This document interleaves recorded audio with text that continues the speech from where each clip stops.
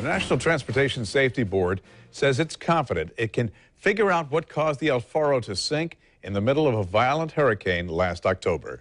It says it's this video that we are seeing for the first time that really gives them a glimpse at the violent end for the cargo ship and its 33 crew members. Now, this video was recorded by the Coast Guard's remote-controlled camera nearly 3 miles below the surface of the Atlantic Ocean, and it shows where the ship came to rest. Pieces of a cargo are left along the ocean floor. That little black box is a microwave oven. On the right, you can see a printer. Just a few of the items that remind you of the people who lost their lives in the worst maritime accident to happen for an American ship in the last 35 years. By the way, that ship is sitting deeper than the Titanic. A maritime expert Rod Sullivan will join us with what this new video reveals coming up at 7:15. But we begin with Channel 4's Heather Lee, who joins us, quite frankly, live with how family members in particular are reacting to seeing this video, quite frankly, for the first time, Heather. Yeah, it's very emotional and heartbreaking, but above all, the people I spoke with say they are just shocked about how violent this ship went down. I spoke with Robert Green, and that was the father of one of the crew members, LaShawn Rivera, and he says he misses his son every single day. It's hard to imagine we'd ever set eyes on it again, El Faro. But there it was, the nearly 800-foot cargo ship sitting at the bottom of the ocean. Robert Green, the father of crew member LaShawn Rivera, says it's not easy to look at. It is hard to imagine. I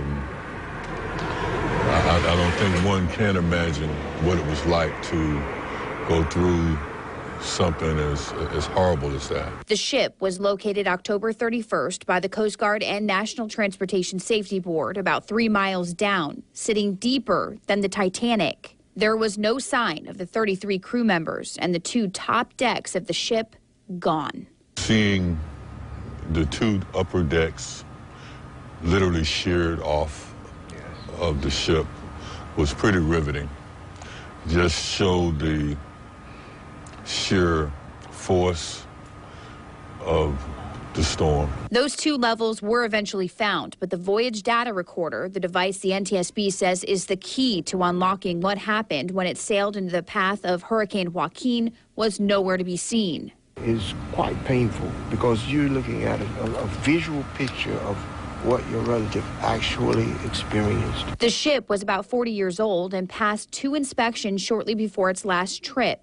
Rivera says they may never truly know what happened out there, but since the beginning, they believe the ship should have never sailed. I would say the emotions sway from just sheer sorrow to sheer horror at what we were seeing, at what it must have been like aboard the ship.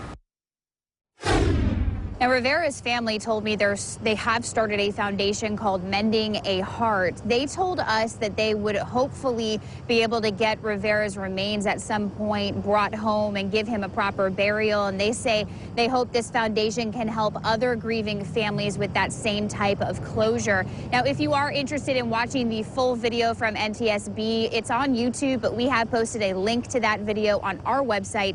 That's news4jax.com. We're live. Heather Lee, Channel 4, the local station.